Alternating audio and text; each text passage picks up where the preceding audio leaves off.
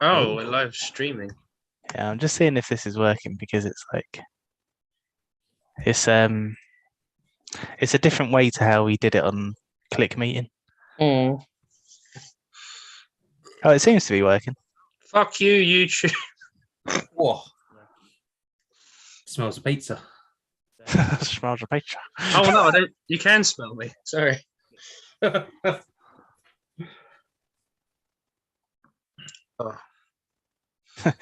The only problem with doing this from Zoom is it like it gives like your full name.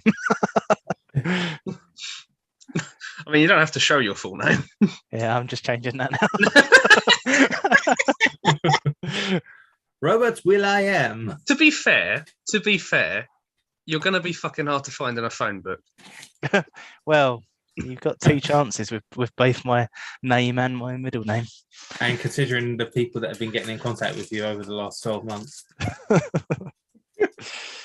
You look like you need a tire lady boy. I'm just saying. But I think it's working. Mm. Yeah, I don't know. It's not the same without Casey. Yeah, get him back, Pat. Yeah. Ooh. What you got there?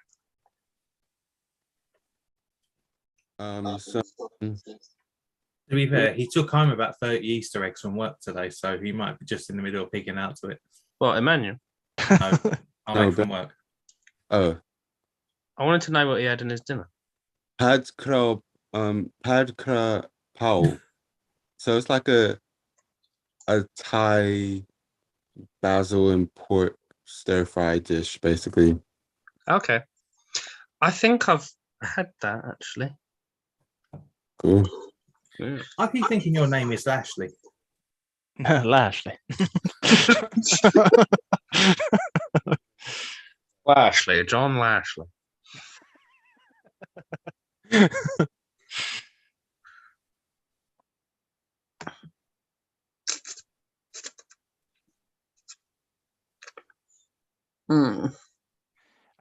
we go. So if I do this, Well, the sky will start falling down. Hmm? If you do that, the sky will fall down. I better not do it. Nah, fuck it. Oh, so this is actually a lot better than Click Meeting then. So I can link people straight to the stream from this. Ah. And you don't have to so on Click Meeting, I mean, this is starting to sound a bit like an advert, but on Click Meeting, you had to do all like the background stuff on YouTube, but this, you literally just press a button and it goes straight to your channel. Oh, nice. This is much better. Where some lesser platforms force you to do this thing, that's like Zoom meetings. Available now. Humphrey said, oh no, that's fine. Yeah, Humphrey's busy. Yeah, I was going to say that he said he'd be late, and then I realised he said it to all of us. Stop fucking smiling at yourself, Pat. Huh? We saw what you said. What did I say? Humphrey said he was going to be late. Oh, God. Something about Nookie. Oh, yeah, I remember that. That's good. It was about 10 minutes ago. It wasn't that soon. Soon? More recent. Oh, look, that's brilliant. So, Alec, look what Simon just said in Men with Ben. Men with Vin. Oh, he's just gone, I don't want to get in your shitty car. Fuck you.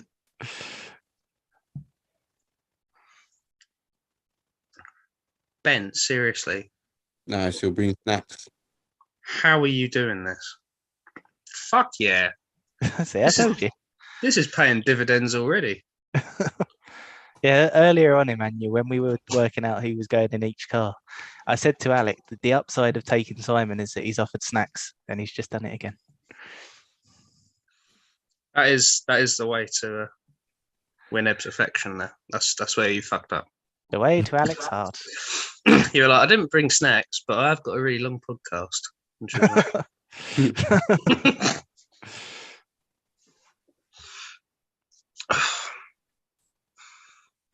like, he fucking Ben messaged and said I won't be long, like 5 minutes ago. How hard is this? Every fucking week. Well, I don't know why we should expect any different. With the driving up,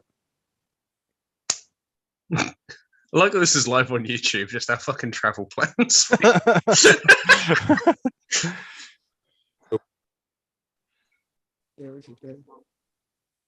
did I? Oh, someone else did. Okay. But are we doing it on the day of in the morning? Oh, you did say this before. So the idea is that like very early on, I think it's the 10th we set off. So we get there to kind of like check in and sort of drop everything off, and then we'll go to the stag do, and then I think we come back. I think it's the 13th. Yeah, I won't be coming back with y'all, so you'll have more space. Cool.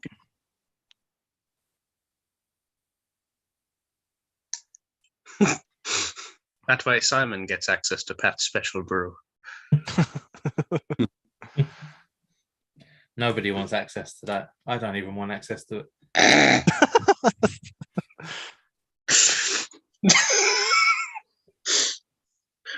Lovely. Hello, Ben. Lovely to see you. Howdy. Thanks for joining us. You managed to make it. I was very tired and I didn't really realise the time, to be honest. And I was like, 10 minutes have gone? Well, it's only going to get worse. 10 minutes have gone already. Might as well make it 13. I'm still not the last one here, so F you. Bless you. Thank you very much. Ben. Howdy, Palmer. I didn't hear what you said then, and I was like, "Oh, all right, great."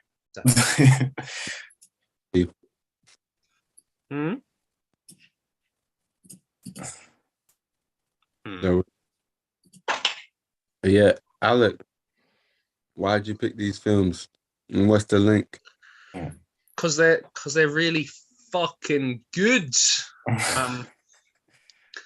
Yeah, so I picked these films because I feel that they are very similar in their subject matter. They are about talented people looking for approval. And they kind of find their worth, like kind of in the end. There is kind of an adversarial voice telling them they're shit, and one of them comes from J.K. Simmons, and one of them comes from within. As these things do. There is an attempt made for romance, and for different reasons, they both go horribly. I think they're very similar films, unified by it would be Adaptation, who did put this into words. You are what you love, not what loves you. Gay. You're fucking gay, mate. Because you love men, but they also love you. That makes you Where did you steal my vocabulary? double gay. Double double gay. Stealing my delivery. Yeah. I have to. I have none of my own. So yeah, that was kind of the rationale behind that one. It's not necessarily like an obvious link, but I think these are pretty similar when you boil them down. I can see that now. Is everyone satisfied with that? Am I going to be held at the stocks and ridiculed now? And why don't you tell him that he's stupid for not picking being John Malkovich? It's a missed opportunity. Being John Malkovich and Whiplash were the best of company. It should have been being Alec Pittman then. Yeah, I need to pick it. Yeah, it's always good until it's not. I missed that. You picked them because they were both similar subject Oh, for matters. fuck's sake! You asked the question, then walked off. Right. I got Start. most. You got most of it. Where did I lose you? Don't worry. Yeah, let's go. Oh, good.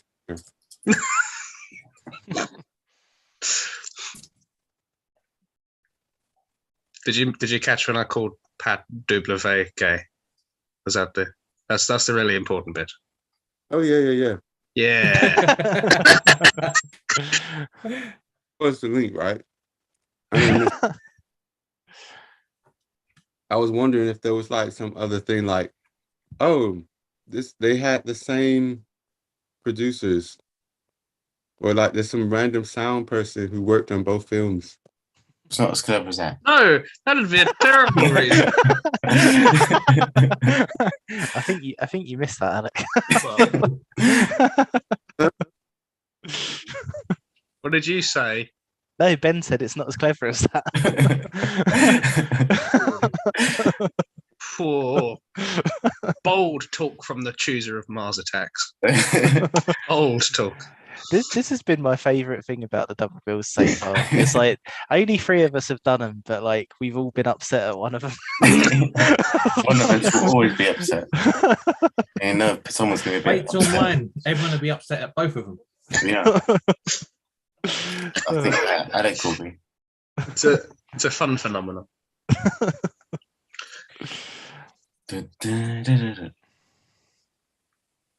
Meryl Streep.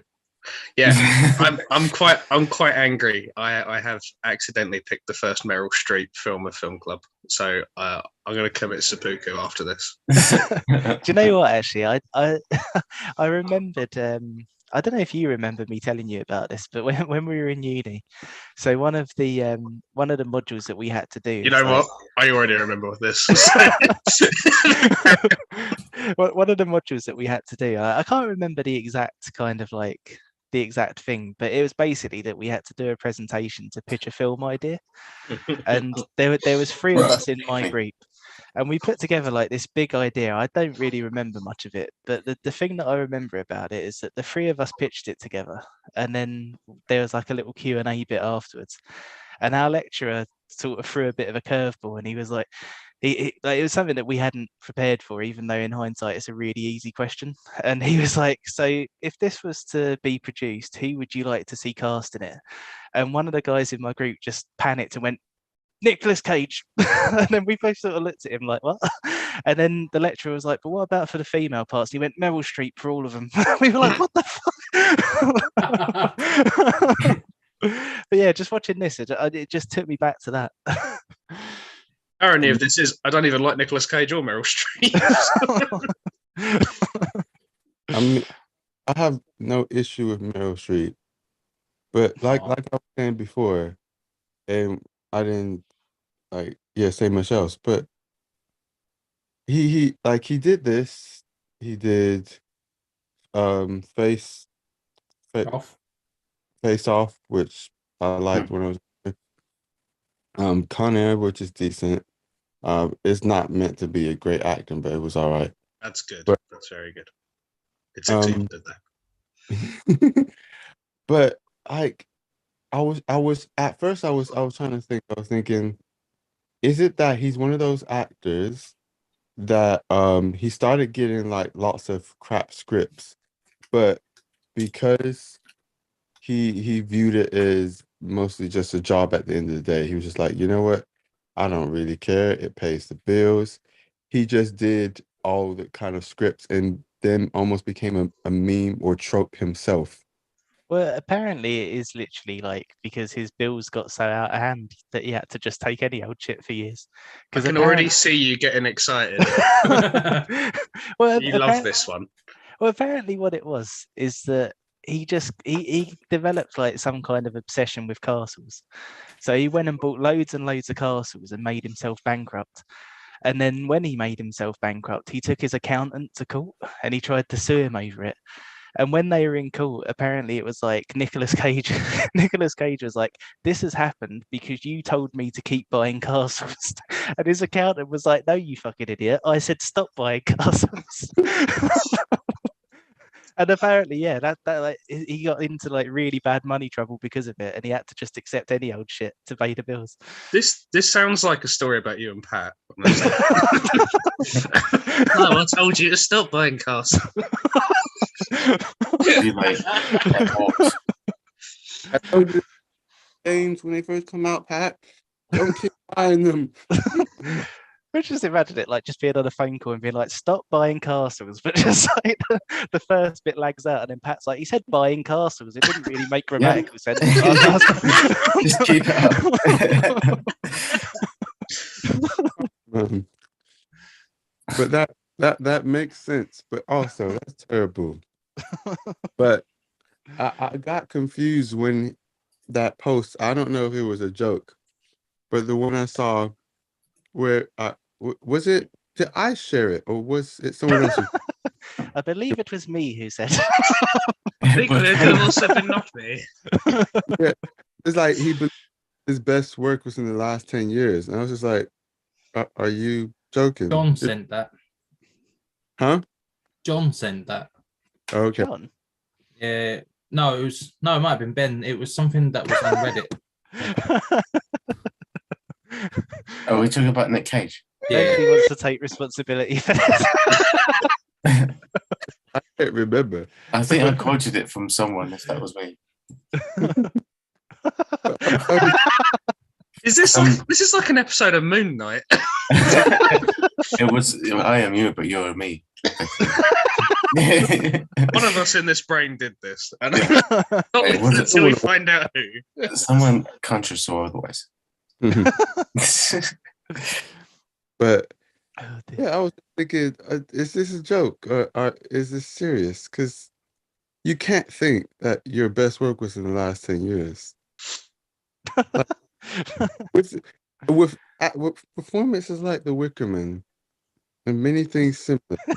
He might Felt have, like it was a surname. to be Wickerman fair, preferred as people of Wicker. if So he what is believes that, he might be referring to a specific role. Huh? Like, I do think like Pig and Joe were two of his best performances in the last sort of 10, 15 years. Well, Pig and Mandy seem to be like the two sort of. Pig and Joe and Pig and Mandy. Yeah, they're legit movies. Good old Joe. Pig is the uniting element.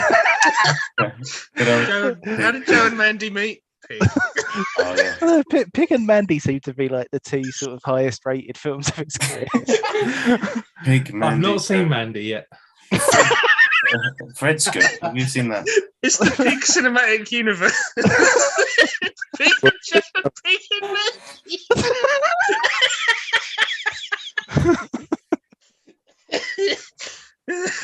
You know, at work, because it's quite funny, because there's so many films recently that have been named after an animal, but there's just literally a one-word title. So we've had pig, we've had cow, we've had lamb, we've had dog.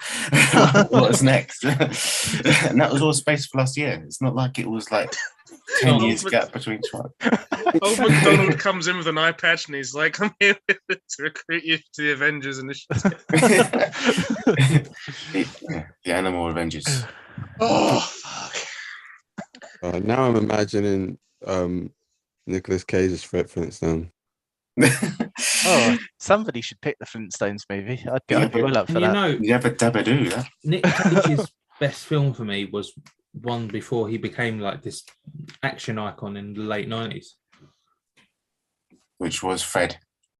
No. Leaving Las Vegas, which I'm hoping to pick at some Even point. Las Vegas is your favourite Nicolas Cage film? It's his best acting film for me. Really? Yeah. Circling. It's the one back, he won the Oscar for as well. I do think the fact that this is the fourth outing of Nicolas Cage in a film club, and I think it does show like there is a range there, because as I said, Pat's picked him twice and he's been a one-liner slinging action dumbass, and then Humphreys picked him, and he's like this increasingly erratic man, like screaming and like losing his mind and punching women while dressed up as a bear. No, the bears. There's mine, and he's like, just this like sad fat screenwriter who just like wanking all the time, and he's just sad, and he's like, oh, I fucking suck. What's also funny about these 4 films is mine were sort of middle of the pack. So people either found it, people just found it okay in general. Alex is the highest rated, and Humphreys is just like rock bottom. Can I just say there was a bit I showed this to my parents yesterday, and it was like literally like you get like a shot of Charlie like post wank, and he like stands up, and you see his torso, and my mum went, "Oh, is he wearing a fat suit?" And I was just like, that physique is entirely easy to get. That's pure Nick. I speak from experience. That's doable. I do think it's very, very Nick Cage that we've had 4 Nick Cage films and 5 Nick Cage roles. Yeah. That's the thing. What I showcase, like Donald and Charlie, are distinct enough that there's like a line near the end, and Charlie's like doing his little ending voiceover, and it's after Donald's died. And he goes like, "Oh no, that's voiceover. McKee would not approve." Oh, what the hell? And I was like, "Hang on a minute, that wasn't your delivery. That was Donald's delivery. That's not a Charlie line. That's a Donald line." And I was like, "Oh, it's because Charlie's kind of reabsorbed Donald, like back into himself." And I was like, "There was a distinct, there were distinct characters, and it was him playing twins." And I was like, there's something there."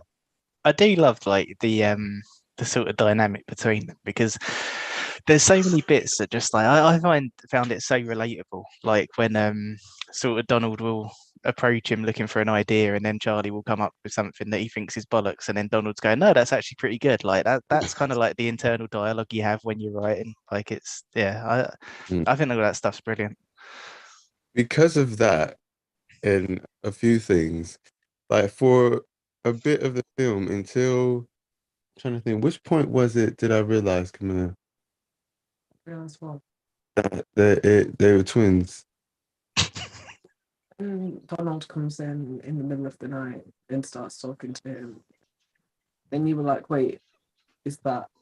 Yeah, I asked you because I still thought it was him. So basically, for quite a bit of the film, I thought Donald, it was ironic because I thought Donald didn't exist for real. I thought Donald was just the other part of his head, because all the dialogue is just like, oh, that part of you is bothering you, or just randomly comes into Yeah. and because they started on the set of Being John Malkovich, I just assumed, oh yeah, he's not real. He's not really there. That's just him. But he's imagining that he's really there because it's like a different part of him that's bothering him and all this stuff. And then Camilla's like, no, it's his twin. I was just like, oh. Interestingly, And then in reality, you're not actually half wrong. that's the thing. Like at the end, because she's seen it many times, and she said, just wait for the end. And then she told me, it's like, yeah, so he doesn't like in real life, he didn't have a twin brother or a brother like that at all. So it's just ironic that I didn't think he existed and he was just in his head, because in real life, yeah, he didn't exist. But I was like, That was such a nice device though, because like especially when you compare it to Whiplash, where Andrew Neiman needs to have like a rival who like threatens his position in the band, which is Connolly. That's like a lot more straightforward. Whereas with this, it's like, this is someone who's basically like the same as me, but he's not a screenwriter. He doesn't know what he's doing. This is irritating. that he's getting so far so much quicker than I am. Fuck you. And it's like there's a lot of dimensions there where like he's a very, I don't know, like Donald's just so sort of, I don't know. I think there's elements of Donald that remind me of you, Emmanuel. Like he's just so just like, I don't know, just so earnest and just like, really? Oh yeah, no, cool. Yeah, can I use it though? And like stuff like that. And it's kind of something where Charlie like is getting irritated, but he doesn't want to be like too shitty at him, but he's also really annoyed. And it's like, there's Yeah, he also like it admires that about him. But that's why, especially the scene at night, like I assumed that was just him in the middle of doing this stuff. But because he spent so long working on this script, he gets that random thought that just literally instantly kind of like not just turns him off, but like takes him out of that moment. And he's like, oh, for goodness sakes, but this is an idea, but my brain won't leave me alone. And it's just like, so it's like all the moments, like not all the moments, but a lot of the moments could work if as if he was like he didn't exist. Hmm. And the moments where he actually like went to the brother went to ask her the questions, it could just be him split personality like the three, but the two. The two. And then he be the brother asking him being a jerk because that's he wants to be his brother, but he can't be his brother when he's himself. Anyway. I mean, that's like that's a big part of what I find so relatable about it, though, is because it's like what I was saying earlier about sort of how he kind of like represents that internal dialogue that you have when you're writing something.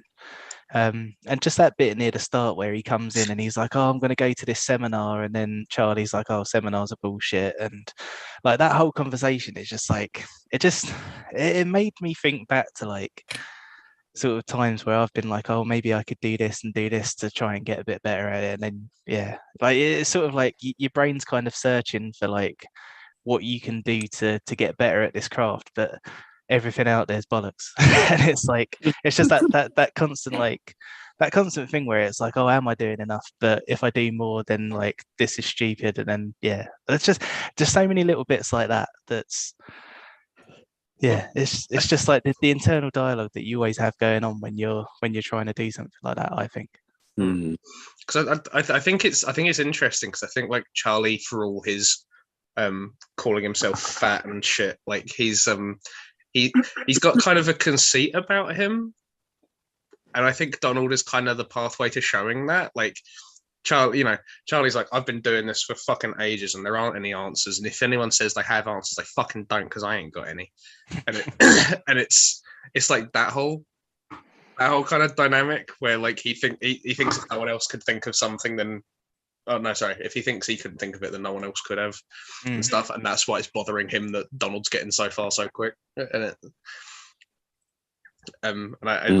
I do kind of like that element because like Donald's kind of doing the normal sort of generic thriller kind of thing. That sells. And it's but like that's why I find it really interesting. Where like up till like that point, the film's just been a bunch of like false starts and all that, and it's probably quite frustrating to watch on a first go.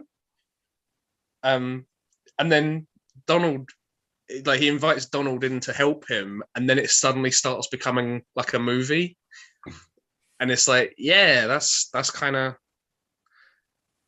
And that's the element he was trying to shut away from him. He's trying not to write like cliched, and he's trying not to write generic, but he kind of is. Compared to like Donald's outlook, he's like he does like the easy option. He just does like, oh, this is just kind of like basic, but I know this is going to be a hit, blah blah blah. So he does the easier kind of way out into screenwriting, whereas Charlie's more like, I'm going to make something that makes a difference, and that's a bit of more of an impact. it's like, you know, there's 100. There's probably like 100 different like variations of like things you can do with stories, but like there are about like half of them that actually like work. And if you and like Charlie's trying to go into like the half that doesn't, and it's like there's a reason these story structures don't work, and you do have to actually incorporate elements of ones that are a little bit generic, and like you can't really be entirely original, and you do, you know, if you're trying to get approval from people, you do need to incorporate it. What I was wondering, and George Orwell made the same point in the Ed film, or whatever film we watched. I can't remember the name of it. Sorry, Ben. The what? The film Ben picked. Oh, Edward. Edward. Yeah. Oh. I said the Ed film, but I didn't know what it was called. Oh, I didn't hear that bit. Oh, Fred Wood, maybe. Yeah. So, like, you keep making, you know, the stuff that the studios want until you get the time and funding to do your own kind of thing. And not in the exact same way, but I was wondering why he didn't do something more like he usually does, that he knows they like and they really do like of him, while on the side he tries to make this adaptation that he's never done before, rather than stressing himself out on something he's not even sure he can finish, when he could do the thing he usually does to bring in the bread, bring in the money, while he's still working on his new passion project that is a part of his kind of like midlife crisis, or what, or kind of changing in his life of what he wants to start doing. This is what I'm saying about the conceit thing. He doesn't just want to be another face, and he doesn't just want to do like this cliched writing because he wants to be like remembered. I think he wants to be remembered as like this like proper artist and stuff. And I think a lot of writers, you know, us included, like we do think like that. I think that's pretty common. And yeah, that is kind of the adaptation sort of side of it, and it's he's trying his best to not do it, and it's like, no, you do actually have to adapt yourself to actually turn this into a movie, because you don't have a movie at this point. Like you have a very thin story. Yeah, I think that's something that I find really interesting about it, because it's like it's what you said, really, isn't it? It's just like this guy who's like he's obsessed with the art of it, and it's kind of like coming to the realization that the art of it isn't the only part of it that exists. And I think it's quite a sad thing, I think, when you kind of realize that, you know, it's sort of, if you were to kind of make it a job, and, you know, you were to sort of be in that kind of, like, I don't like the word as much as like Charlie in the film doesn't like it, but if you were in that industry, then you'd have to do things like that. I think that's quite a sad thing, because it's like you've kind of got to the point that you wanted to get to, and you're able to live off of your art, but at that point it stops being your art because you've got to use it to pay the bills. And it's and there's a tragedy there. There is. And like I think going back to Whiplash, the reason that Charlie doesn't have a Fletcher is because Charlie is his own Fletcher. Yeah. And if he does something, if he writes something that is like all, you know, is something that he considers to be like new and original and like revolutionary and stuff, Tilda Swinton's not going to care, because she doesn't know. And his agent, who keeps going on about having anal with all his office colleagues, he's not going to get it either. Like, no one's going to pull him up on any of this. They just want him to do the job that they've hired him to do. Yeah. He's his only obstacle. He's the only one going, be better, and he's going like, I can't. Yeah, and it's not until we get to Robert McGee He's the best fucking character ever. I love that scene. Just when he's, I just love how offended he is when Charlie's going. But what about what happens in, well, you know, what happens in the real world? Like nothing happens and nothing gets resolved, and you don't learn any lessons, and no one changes. And he's like, "What the fuck are you talking about?" And I was just like, oh, "Thank you." No one wants to watch that. Like, yeah. That was really good casting, by the way. Have you ever seen the real Robert McKee? No, but I do know that Robert McKee did specifically say cast Brian Cox. Yeah, that doesn't surprise me at all. They've even got the same eyebrows. Like, I've not seen a picture of it. And let me find one and I'll share it. But it's brilliant casting. He was great. He was probably one of my favorite characters in it too, just because of his presence and the impact he has on like Charlie. And it's just like he just straight up tells him everything he wants to know. But you know, you have that thing of like an actual artist where you get fucking passionate in the moment, and someone comes up and says something like that to you, and you just don't know. You don't know what you're gonna say, and you just get fucking mad, and you go, "What the fuck?" And then like right afterwards, he's like, "Oh hey, can I just fucking hell, that is him."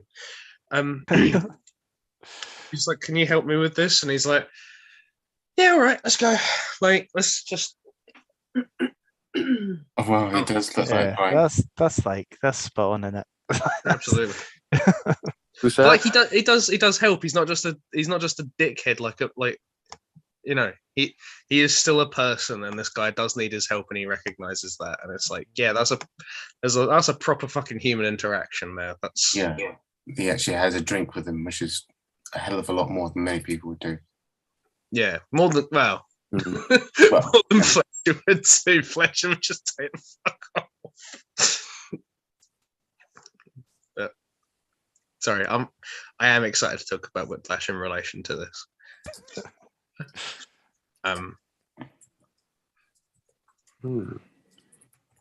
But yeah, I was very happy with how Adaptation came out, and I love that whole theme of you are what you love, not who loves you. I'm really gay. Double gay. But like the Orchid Thief kind of also being similar subject matter. Susan Orlean doesn't have a passion. She doesn't even consider writing a passion necessarily. Yeah. And that's why John LaRoche is so interesting to her, because he doesn't care about something. And I love that whole arc where she's like, I want to see a ghost orchid. I want to see this thing that makes people like fucking murder like other people for. Like, I really want to fucking care about this. And then he goes, here it is. And then she goes, yeah. It's just a fucking flower. What the fuck is this? Yeah, that whole setup is really great. And something else that I really love that's like linked to that is the kind of like montagey bit at the start where you get like sort of there's a baby being born and there's just like loads of nature and like all of that stuff. I really love that bit because it's like I don't know, I don't know how intentional it is, but every time I see it, I just kind of sit there and it just makes me feel like so like tiny that I'm just like, this is really comforting because like nothing really matters.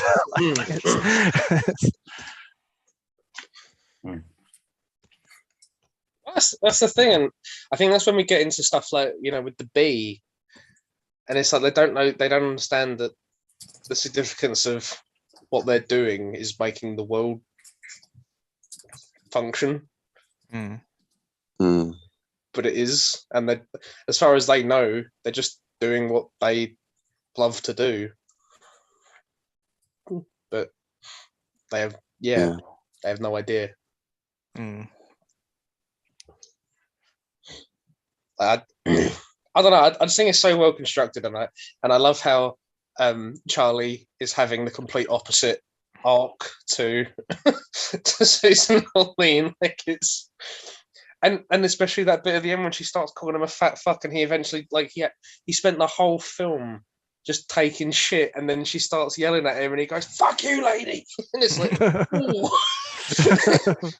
You're a pathetic, lonely drug addict. And I was like, yes, Charlie, yes. Do you know what? That's just reminded me actually. I don't know if you want to do it yet, but it just made me think of like what I'd say is my favorite scene. And it's the bit where he's in the office. And it's another thing. Yeah, it's just so like it's 100% relatable. It's when he's in the office and he's like, oh yeah, I want to show people how cool flowers are, how beautiful flowers are. And then the guy who's obsessed with anal is like, are they? And he's like, I think they are. Like just that interaction's really cool because it's like I don't know, you just get everything from it, man. You got the self-doubt and you've got like him trying to do something that he wants to do justice to, but whether there's justice to be done to it, he's not sure yet. But yeah, I love it, man. That's a great little interaction. There was one bit that I don't know if I told you guys, but one bit that totally reminded me of John. It was basically the scene where Charlie's just talking to Donald early in the film. And he says, "I'm starting the script. It's about flowers, right?" And there's blah blah blah. There's no guidelines or anything like that. And Donald says, "What about flowers of Algernon?" And Charlie goes, "Well, that's not about flowers. That's not even about a movie." And Donald says, "Oh, okay, sorry, I've never seen it."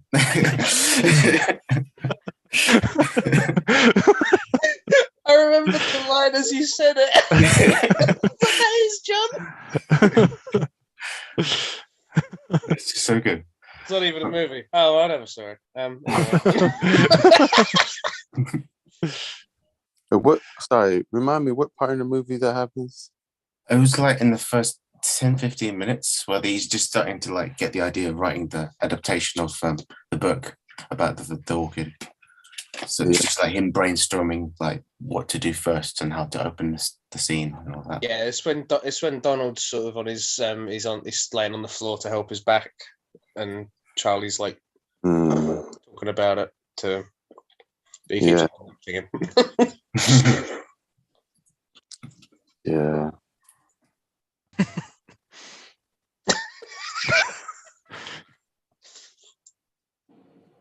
Also, I just realised that. Oh wait, hang on. No, it's okay. Ben looked a bit like he was wearing something blue. I was going to say we're channeling Alvin and the Chipmunks.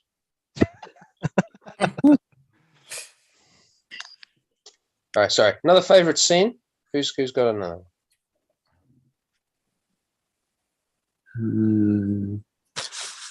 I think mine is probably when you already talked about the speech. I say speech, the one where he says, basically, don't waste my time with that film, kind of that whole thing. It's just like, yes, like at the end of the day, yeah, it's one of those things. It's like kind of like what Rob was saying, or similar to what Rob was saying earlier. You have to, and something I learned in uni as well, is like you have to make stuff for the audience. Obviously, you're making it for, but sometimes that means you have to not do something you might really like about it, or cut that out. But you save that kind of stuff for your side projects and the stuff that it's like. It's kind of like how. Oh, good example. Someone who he was one of the, I say, pioneers of podcasting. I think they call one of their podcasts called Radio something. Radio Lab.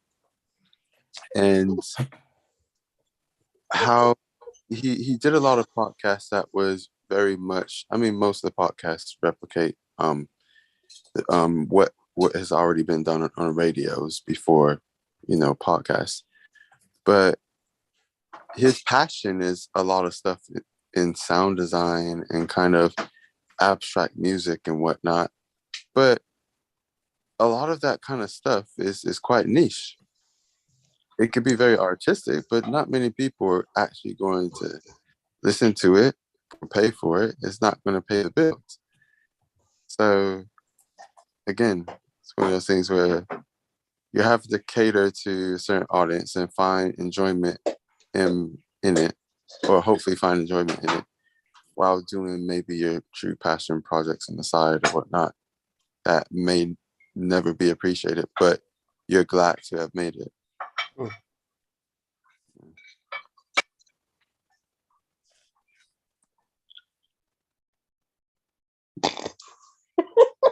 Sorry, I love knowing when Emmanuel's done. You see the little mute button. Come on. Right, Pat, what you got? Twirls and Coke. What? Oh, right. Also, I have no idea what this is referencing. I'm still lost. Well, they're gone now, but That was a brilliant trick. huh? Thinking Coke, but she didn't do Coke. Orchid. I'm doing orchids. So I'm just like, oh wait, this is not a scene in the film, unless I'm still missing it. This film did remind me about something actually when I worked at ASDA.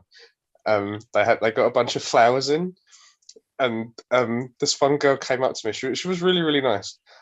She was like, "So what's your favourite flower then?" And I went, I didn't even fucking think about it. I just went, "Orchids." And she went, "Oh, why orchids?" And I went, "They look like vaginas." she didn't talk to me that much after that. I thought it was fucking funny.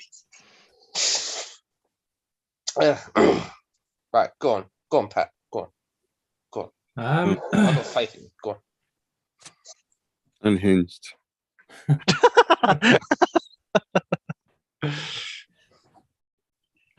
Probably sort of.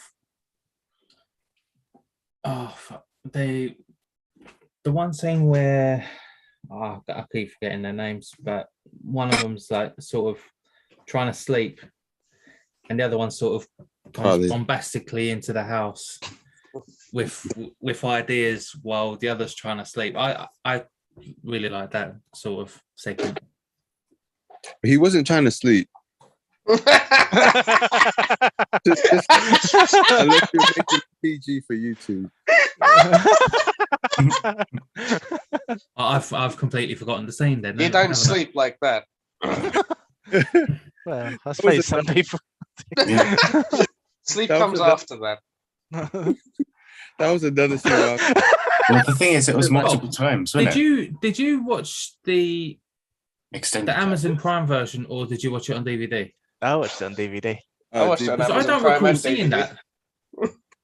I doubt they edit that out. To be fair, you don't actually see anything. You just see just the moments before and the moments after. This isn't an Emmanuel film. I evidently wasn't paying attention to that bit. That's something that I thought was really good about it, because I was kind of watching that and I was like, man, Charlie Kaufman is really honest about this, because you kind of like, you get what the fantasy is, and then I couldn't imagine like Susan Orlean watching this and going like. That was what's so clever about it, is that you see the fantasy of like the three women he like dreams about. He just imagines what it'd be like to be with them, and then just cuts to reality and he's like. See, I think the fact he does it with three of them makes it kind of better if you're one of them, because you're just like, okay, it's not like he's obsessed with me or anything. Yeah, that's the thing. It's like, because I was kind of like, man, he's really like laying it all out, and he's literally just like, he just has a thing for people that he's working with, apparently. They're the only females in his life. He never fucking wanks over Amelia, though. Interesting. John did. I missed. No, he didn't. I'm talking about Charlie. But I think you guys laughed at. Yes, there was some parts I wasn't paying as much attention, honestly. But because it was kind of, it's not my type of film, so it was kind of hard to kind of get into. But there were like good moments throughout. I was so disappointed. I really thought you'd get on with it, Emmanuel. I didn't. This, I think it's just one of those things. Like, I think it's the subject matter that I think is good. I was just like, I wasn't, I guess, interested or invested in it. And then as it went on and it started getting a bit more like, I at first when I thought his brother wasn't real, I was like, oh cool, well, what's going on here? And then when I realized it's real, I was just like, oh, and then I was like, oh, they're probably on the spectrum. Actually, do they does he say he has anything like on the spectrum? No. Because the way he was acting, it seemed like they must do, because it's like it Ow. seemed to be good acting. If he's on the spectrum, I'm on the spectrum. Then. They don't know, maybe. But, what was I gonna say? And then I think for a while I was just like, oh, okay. And then when it started getting crazy, there was the stuff that wasn't true, the drugs and everything. I was just like, okay. When the brother's just like, she's on this porn site, just like, what? And then it just went all out of sorts. Oh. And then have the random kind of touching scene, as it's the touching brotherly scene, when I'm not sure they really should be talking at all anyway. Again, another thing, there's a lot of things about the character that make Charlie and Donald seem like they're on the spectrum. Because there's just a lot of things that it's like, in that moment in time, should you really be doing this or saying this or trying to do this? Like, you see he's busy. Why are you still staying in the room? It's just lots of little things. It's just like, yes, having this really touching scene. Yeah, people are trying to kill you, and now they say they can hear you breathing. Shut up. Like, this is not the place. On my phone, I've got, in my notes app, I've got a list of titles that I might use one day, and I've just added one from what you just said. It's touching brotherly.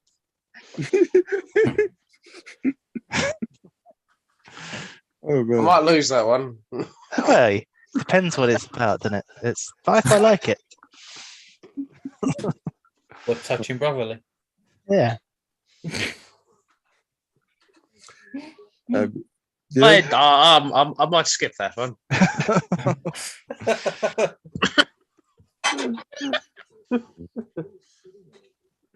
Assassin Brothers, or just Brothers, the remake.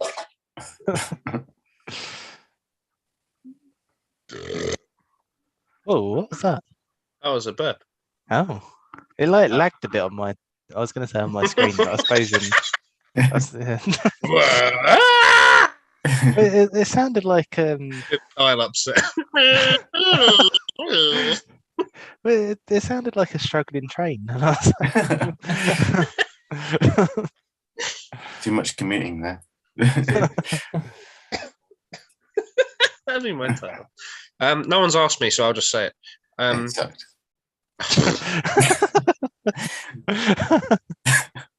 My favorite scene is the Brian Cox scene, but I think a scene that is worth mentioning is, I do like the kind of final exchange between him and Amelia.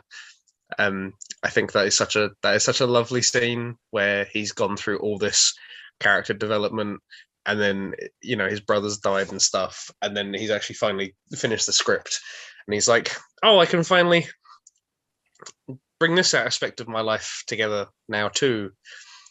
And then she's like, I'm with someone now, why are you doing this? And he's like, oh, fuck.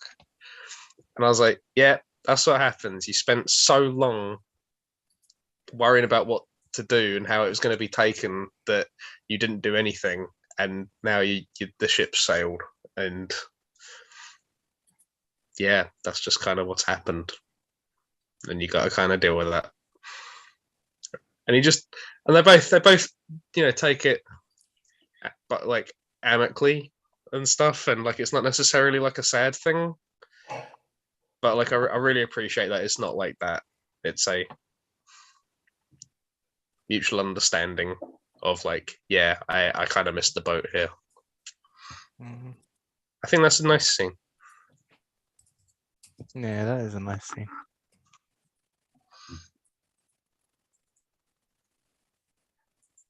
Should we talk about Whiplash? All right, 1 second. Sorry, I'll just strap myself in for the rage.